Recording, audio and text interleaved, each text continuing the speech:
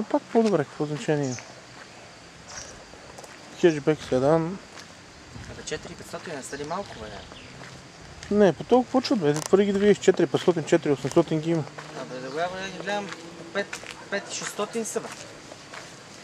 5600 са, бе, бе. Зависи от състоянието. Дизеловите. Да, дизел. Аха. Зависи от много състоянието, от тия неща. Мисълта ми е да ги имаш предвид тия коли тук, такова да водиш човек, хора. Едно време, ябе. Они ще вземат дизел, примерно, някаква тия, къде я давах на тая направи. А? Ама я тогава пък ги раздумах да е, тогава ти правя такова, диреха си Мазда, така бяха разсали.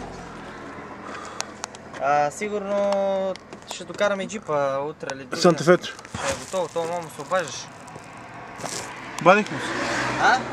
Обадих му се. Казах му, викам 3500 до 3000 лева може, ама викам 2000 лева не може. Той? О, ще видя, ще се обада.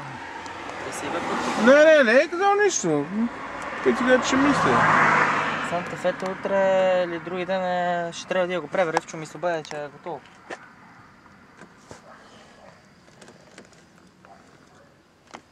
Тази Хонда дева, мамо, дева.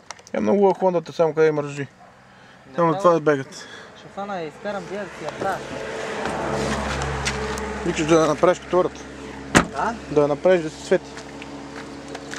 Нали само от задния капак и отпред кълник? Да.